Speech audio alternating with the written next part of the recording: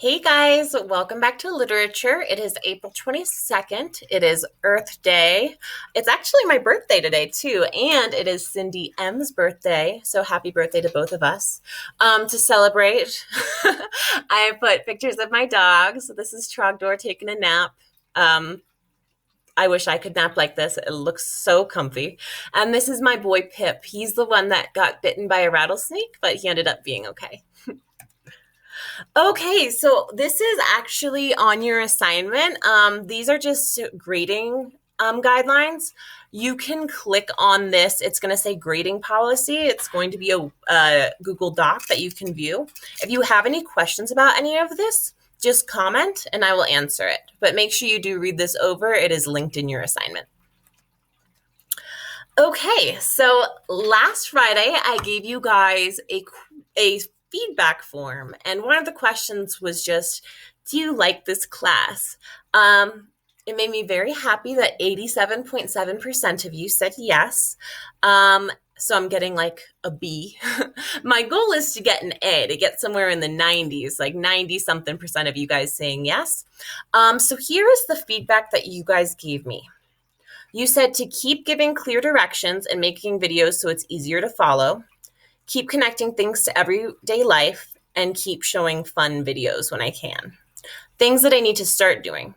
Making sure lessons will take you no longer than an hour. That sounded very fair. If my lessons ever do take you too long, please let me know so I know for next time. Start finding ways to do whole class discussions. I'm going to figure out how to do this on Google Classroom. I think this is a great idea. And then another one was just being mindful of how much work you guys already have. I know you guys have work in other classes, but some of you have pointed out, hey, I also need to help my younger sibling with online school. This is a lot. So thank you so much for making me aware of that. I'm going to try to make this class as manageable as possible. And if you ever need anything, please let me know. Okay, I gave you guys an optional just for fun survey. There were so many funny and adorable responses to what my YouTube sign on and off should be. But the one that made me laugh so hard was one of you said, in general, just don't. And it was really funny. And I wanted to give an homage to that. So I did not do an intro today.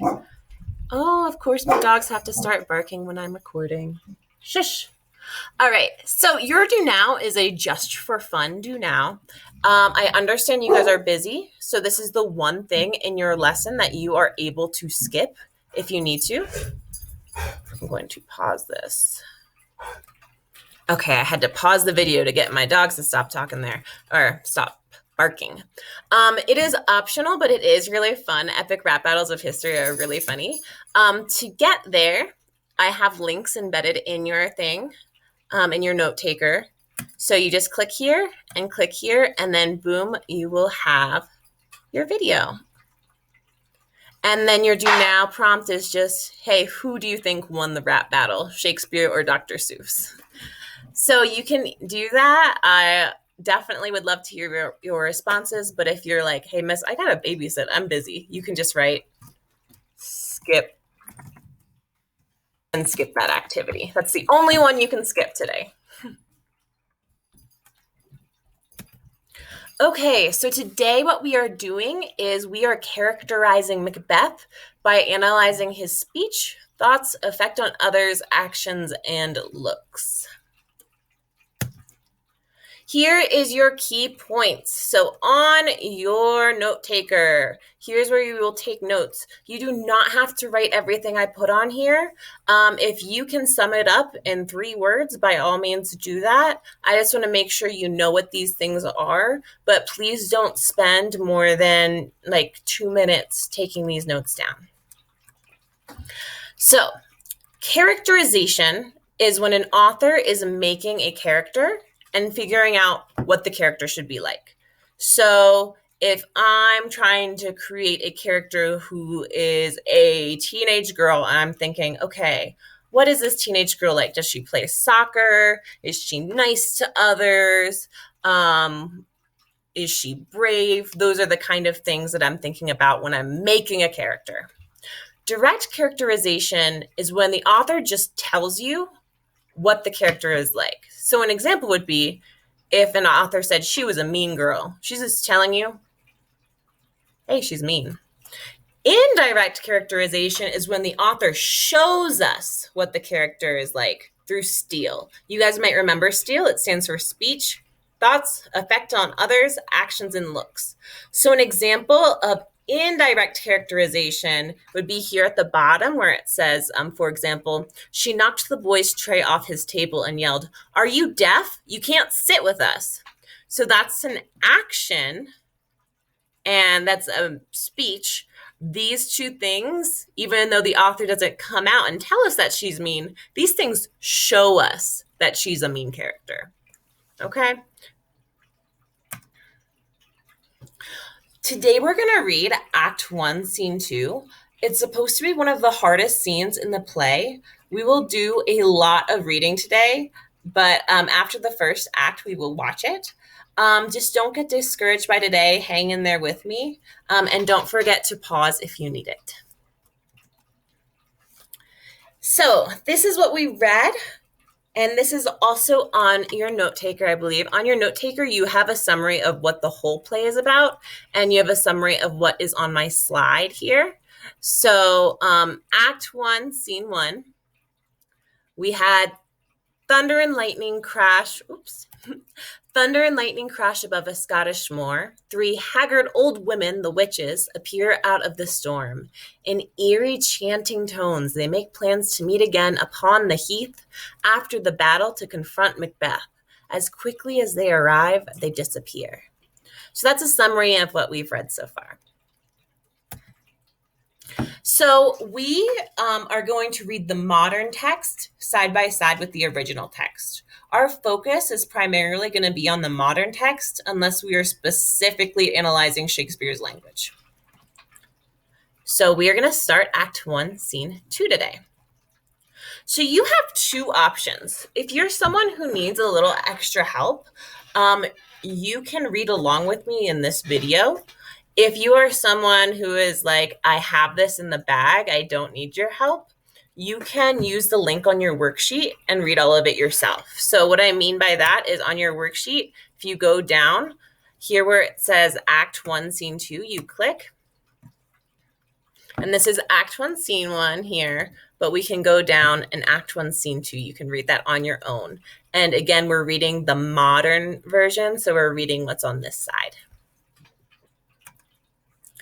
Okay, so if you are going to read this on your own, now's the time to pause the video or fast forward through this part and do it on your own. If you want to do it with me, I'm going to get started. So this is Act 1, Scene 2. Sounds of a trumpet and soldiers fighting off stage. King Duncan enters with his sons, Malcolm and Donalbain, Lennox, and a number of attendants. They meet a wounded and bloody captain. Duncan. Who is this bloody man? Judging from his appearance, I bet he can tell us the latest news about the revolt. Malcolm. This is the brave sergeant who fought to keep me from being captured. Hail, brave friend. Tell the king what was happening in the battle when you left it. Captain. For a while, you couldn't tell who would win. The armies were like 2 exhausted swimmers clinging to each other and struggling in the water, unable to move. The villainous rebel MacDonald was supported by foot soldiers and horsemen from Ireland and the Hebrides, and Lady Luck was with him, smiling cruelly at his enemies as if she were his whore. But Luck and MacDonald together weren't strong enough. Brave Macbeth, laughing at Luck, chopped his way through to MacDonald, who didn't even have time to say goodbye or shake hands before Macbeth split him open from his navel to his jawbone and stuck his head on our castle walls. Duncan. My brave relative, what a worthy man. So if you're reading along with me, now would be a great time to pause it and answer questions 1 and 2. This should take you maybe 90 seconds to 2 minutes. You can pause it now, and I'm going to keep going. Captain. But in the same way that violent storms always come just as spring appears, our success against MacDonald created new problems for us. Listen to this, King. As soon as we sent those Irish soldiers running for cover, the Norwegian king saw his chance to attack us with fresh troops and shiny weapons. So what he's saying here is, as soon as we won against one enemy, another enemy showed up. Duncan, didn't this frighten our captains, Macbeth and Banquo? So if you are reading with me, now you can pause and answer number 3. We have it in this line here. Captain, the new challenge scared them about as much as sparrows frighten eagles or rabbits frighten a lion. To tell you the truth, they fought the new enemy with twice as much force as before. They were like cannons, loaded with double ammunition. Maybe they wanted to take a bath in their enemy's blood, or make that battlefield as infamous as Golgotha, where Christ was crucified. I don't know, but I feel weak. My wounds must be tended to. Duncan, your words, like your wounds, bring you honor. Take him to the surgeons. The captains exit, helped by attendants. Ross and Angus enter. Here we hear a lot about Macbeth's actions and how he fights. Think about what this tells you about him. Let's keep going. So our captain is gone, and we have 2 people called Ross and Angus entering stage. Duncan is still on stage with us. So Duncan says, "Who is this?" Malcolm, "The worthy Thane of Ross." Lennox, "His eyes seem frantic. He looks like someone with a strange tale to tell." Ross, "God save the king." Duncan, "Where have you come from, worthy Thane?" Ross, "Great king, I've come from Fife, where the Norwegian flag flies, mocking our country and frightening our people. Leading an enormous army and assisted by that disloyal traitor, the Thane of Cawdor, the king of Norway began a bloody battle. But outfitted in his battle-weathered armor, Macbeth met the Norwegian attacks and shot for shot, as if he were the goddess of war's husband. Finally, he broke the enemy's spirit, and we were victorious. Okay, so if you are reading with me, pause here, answer questions 4. If you don't answer questions 4, the first part, if you don't know what a thane is, I attached the definition. It is a man, often the chief of a clan, who held land from a Scottish king and ranked with an earl's son. So basically, a thane is someone that has a lot of honor. The king gives them a lot of land, and they do things for the king. So you should answer the first part of number 4 right here. Just this part, answer it.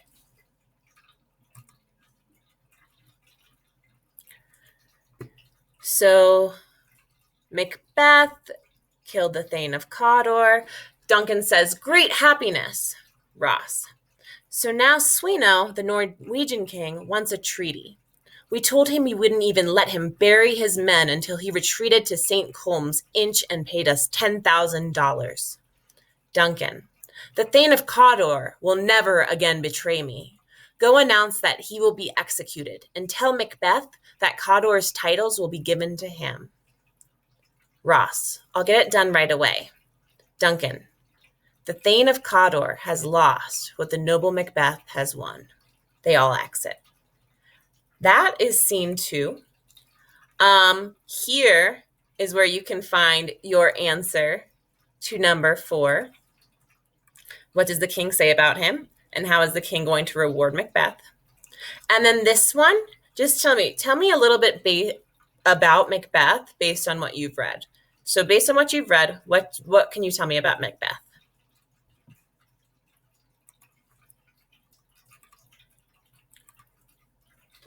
So if you've been reading along with me, you've been answering these questions as we go. If you did this on your own, these questions shouldn't take you longer than 5 minutes.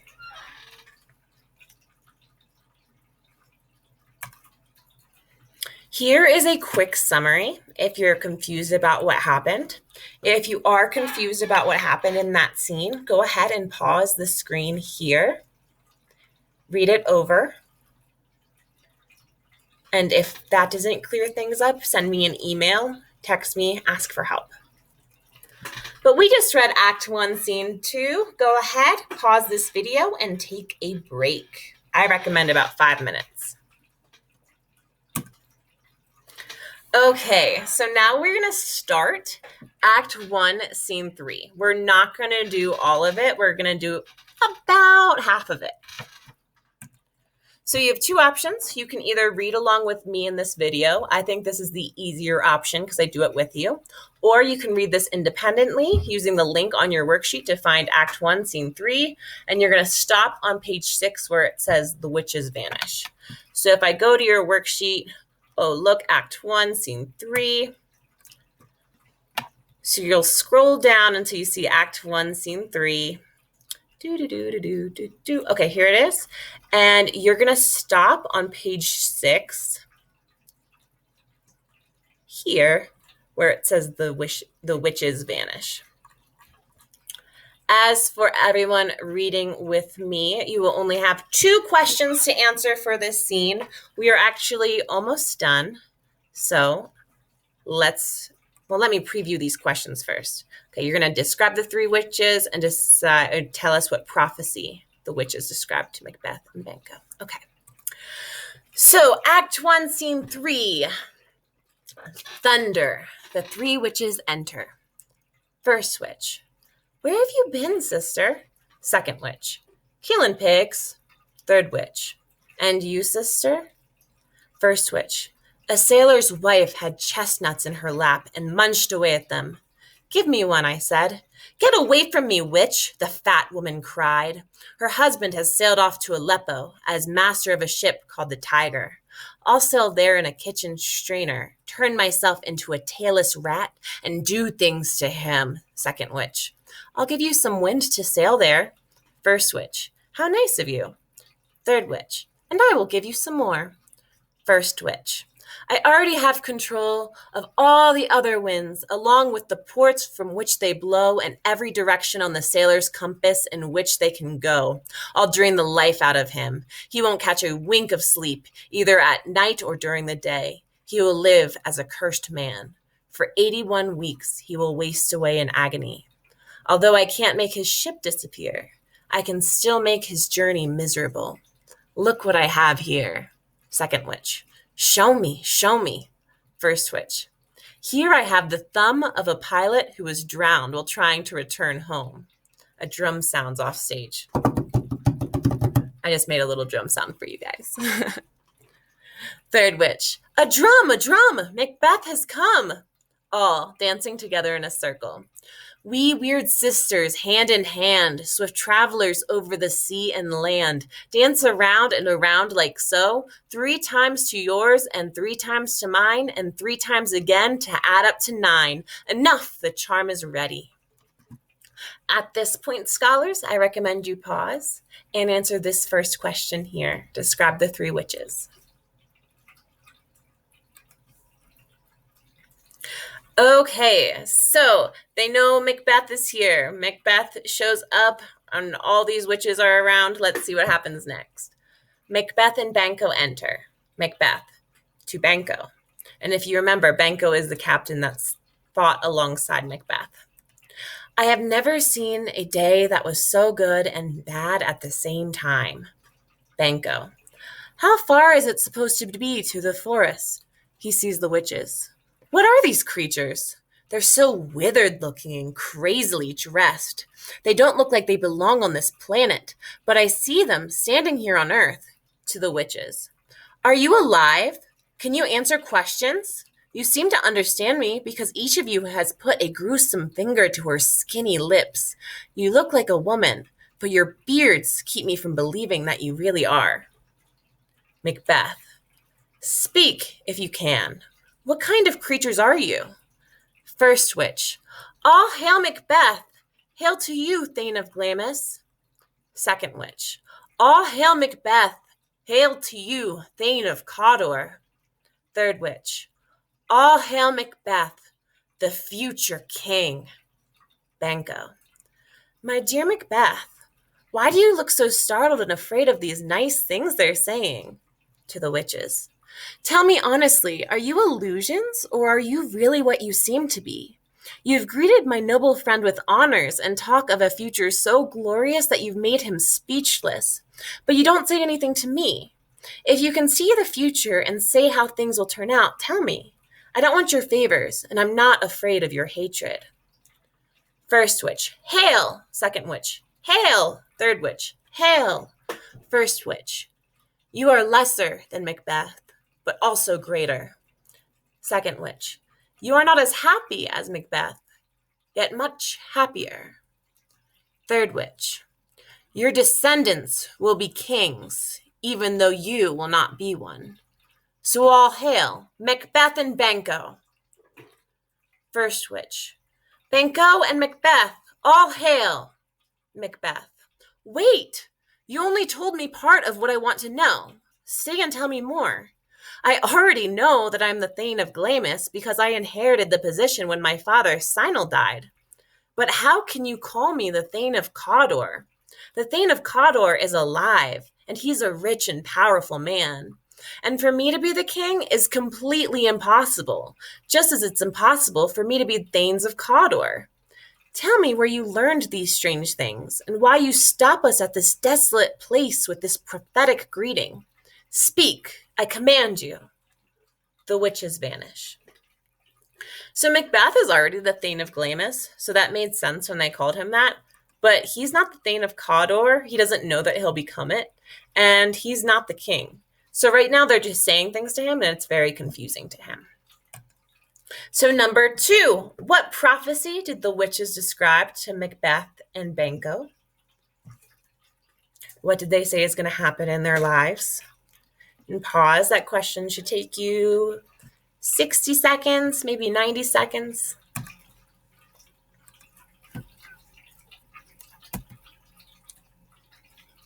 Should answer these questions. You should already have this done. Okay, here is your exit ticket, my loves. So based on what we've read thus far, how would you characterize Macbeth?